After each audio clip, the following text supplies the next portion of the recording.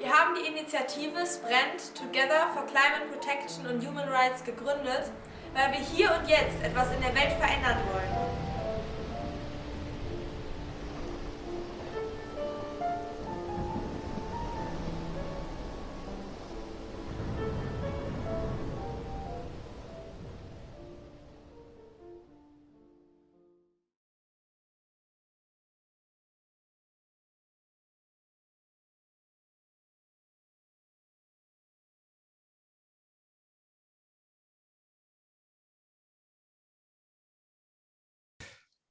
Welcome to episode 1 of our podcast, Human First.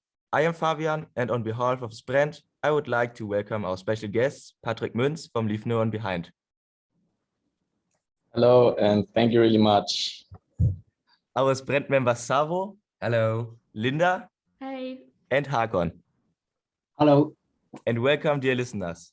BRENT Together for Climate Protection and Human Rights was founded about 2 years ago, because we wanted to make a difference in the world here and now.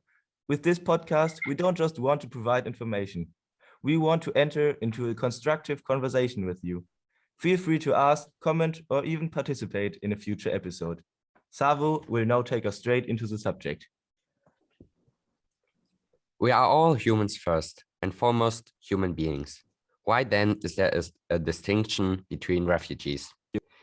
It was February 22nd, 2022, when terrible news shook the world. A war in Europe. Russia is waging a war of aggression against Ukraine, and overnight, millions of people have to flee. What is striking? Unlike 2015 and the years after, European countries seem to have no problem accepting these refugees, despite being completely unprepared, including those who had previously spoken out against taking in refugees. Their declaration that Ukrainian refugees are Europeans and our neighbors. But do we really seriously want to make a gross distinction between people? Refugees from Ukraine are allowed to enter Germany without any papers. Ukrainian refugees do not have to wait for an asylum procedure. They will immediately receive a residence permit with the comment employment permitted. They can work or start school education immediately. This is fantastic, but where is this solidarity with other refugees? Our guiding principle is that we are all first and foremost human beings, and that we should always help wherever we can. In this war, Europe has shown what it is capable of. People's willingness to help is overwhelming. It's so heartwarming, and we are deeply grateful to who help. One of these tireless helpers who can always be found where it is most urged and where help is needed most is Patrick Münz. Patrick, could you tell us about your experiences in Ukraine? How many times have you been there, and what exactly did you do there? I have been there 3 times, and in total it was around 8 till 10 weeks. And what we are doing there is evacuations from the front line or near the front line, so cities that are being under attack. And we are bringing humanitarian aid at the same time in the cities because they are cut off from all the deliveries. So the people are suffering a lot. They have to live under bomb shelling for weeks without electricity, without water, and without any humanitarian aid. Could you tell us about one specific story of your work in Ukraine? Yes, when we are working on the evacuations near the front line, it's a quite dangerous situation. It's the cases like this. We have to do it because the government already has done the evacuations, and around 20% of the people deciding not to flee.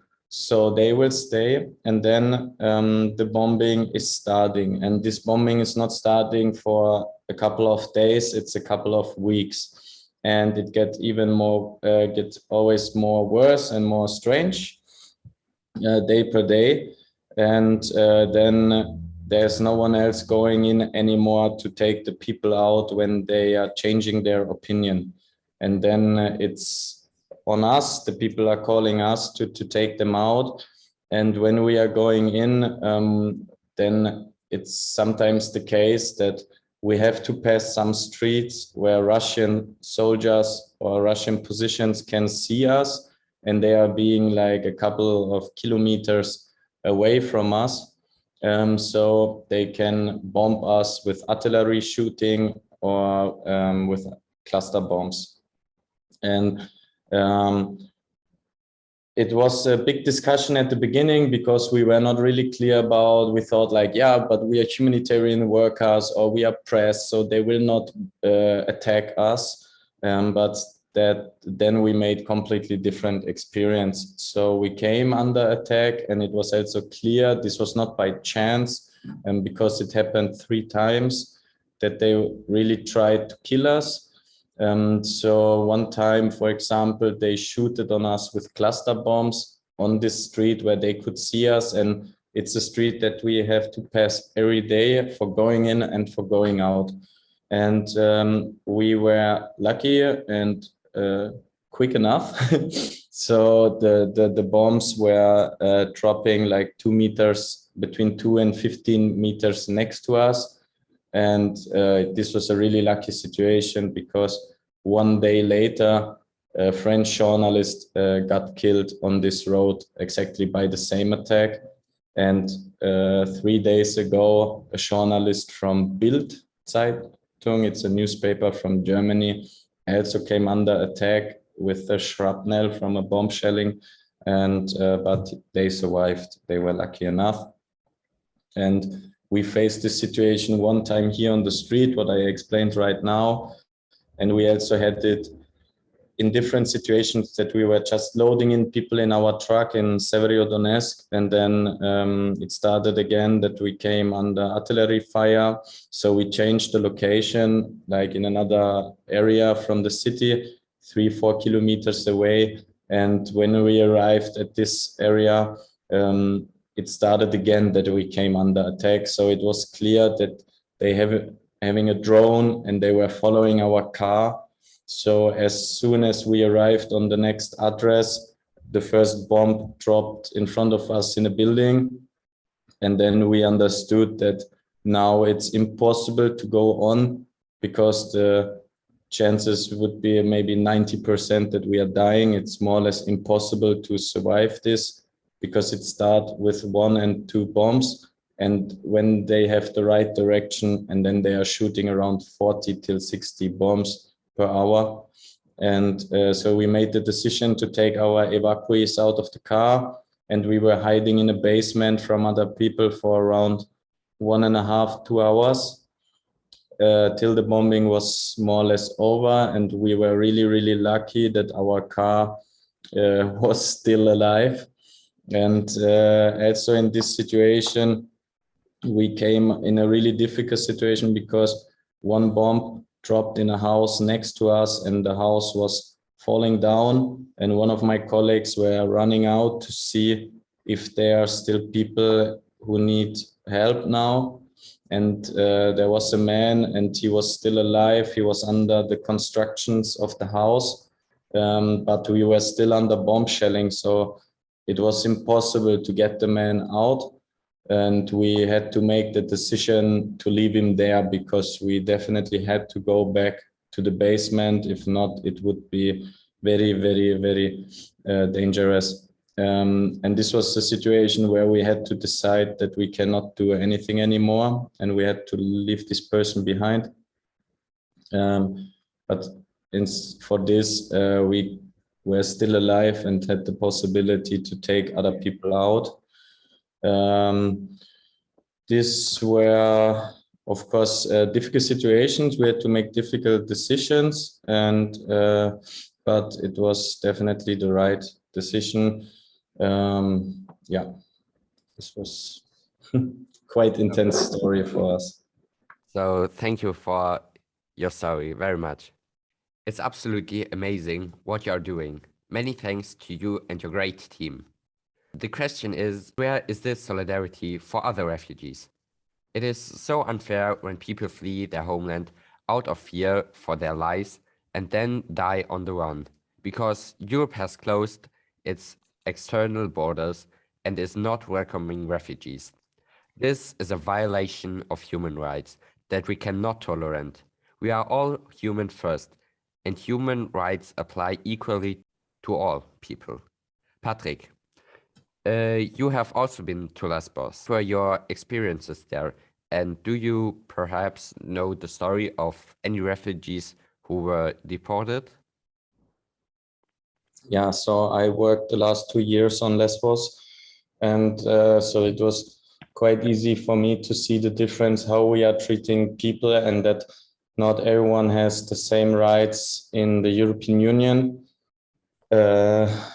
It's definitely the case that people who are coming from other countries like Iran, Afghanistan, Iraq, Syria are suffering much more under very bad conditions that are definitely not equal with the laws that we are having in the European Union.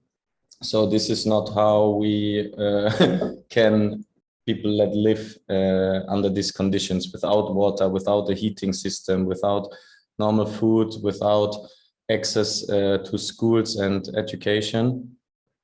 And to see this kind of difference, how we got active when it was about Ukraine, and how the government got active when it was about the refugees from Ukraine, that made one thing very clear for me, and this is that the conditions that we are having on Lesbos and how we let the people live under these conditions, it's the will of the politicians. So the people must live under these conditions because the politicians like to have it like this, because if they would like to have it in a different way, they could do it. So, and we could see this now with the refugees from Ukraine. I'm also we are working with many refugees or former refugees together. So as volunteers and also as employees in our organization. One of them is, for example, Mo. He's our field coordinator from Leave No One Behind. And he came to Germany when he was 12 years old. And after 7 years, they deported him back to Afghanistan.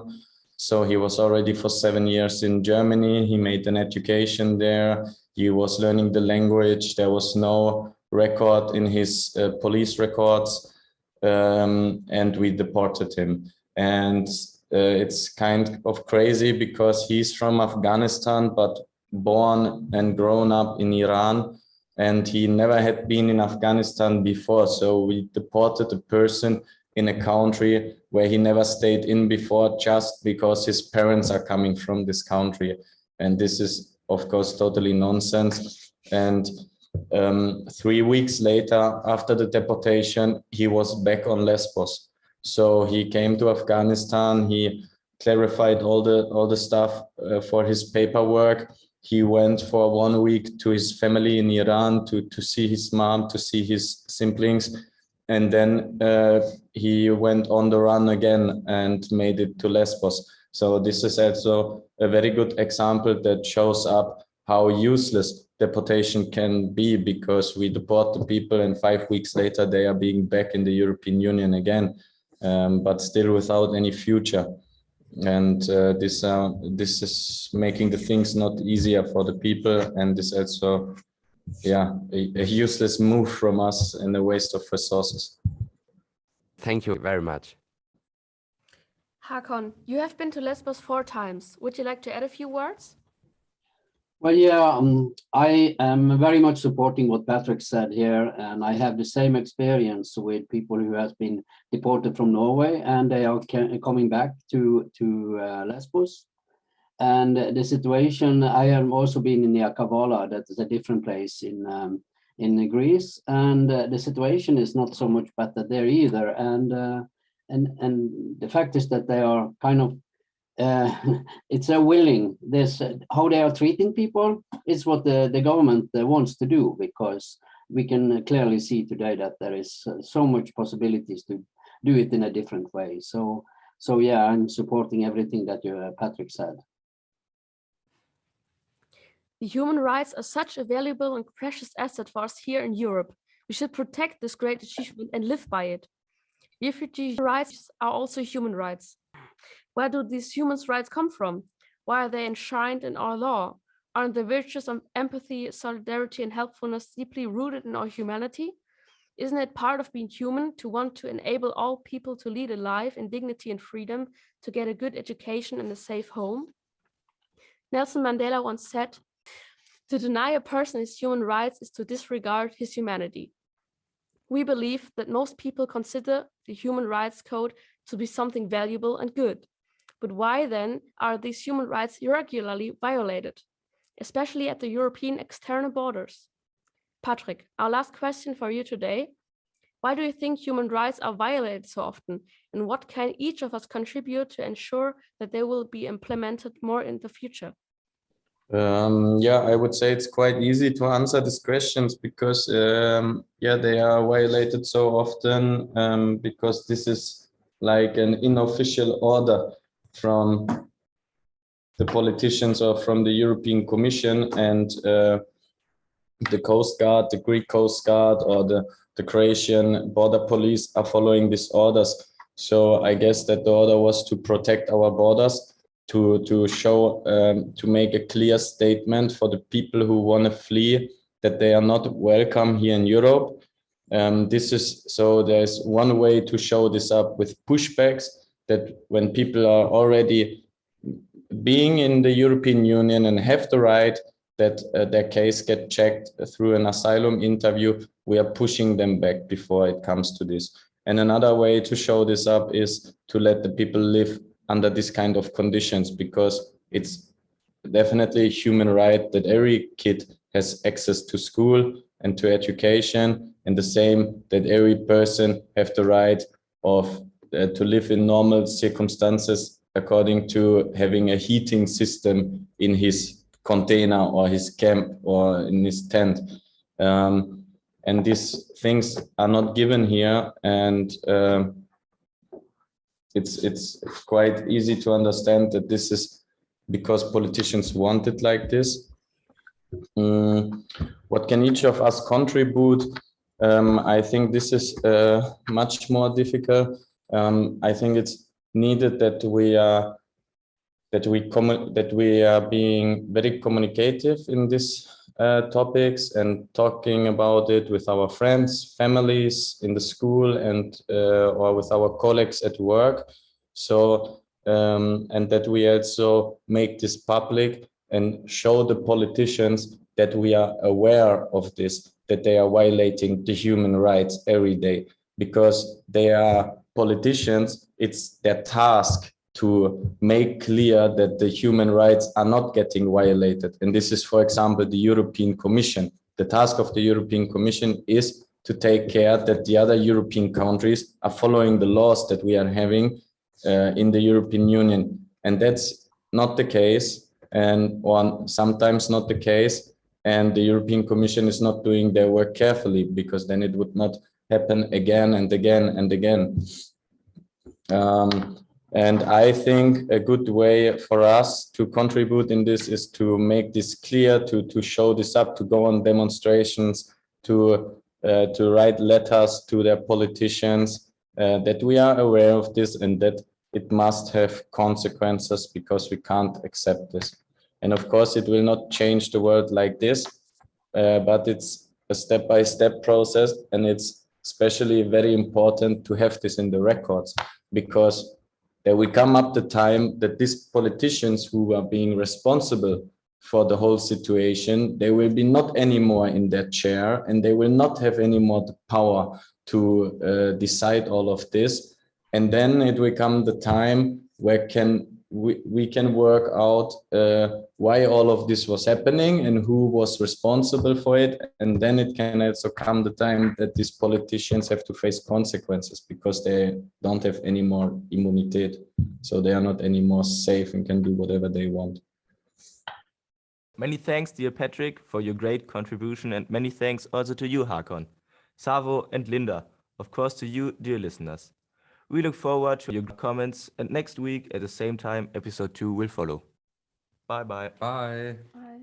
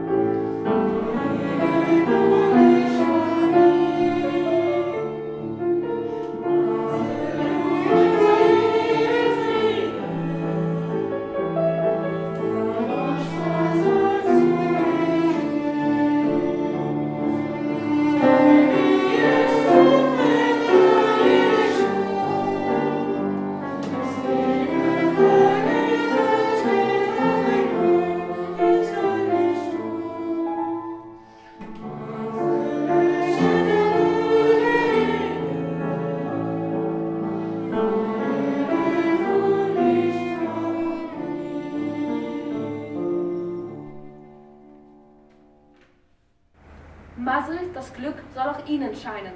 Es soll auch an Ihre Türe klopfen und Ihr Leben soll nicht ohne Hoffnung vergehen.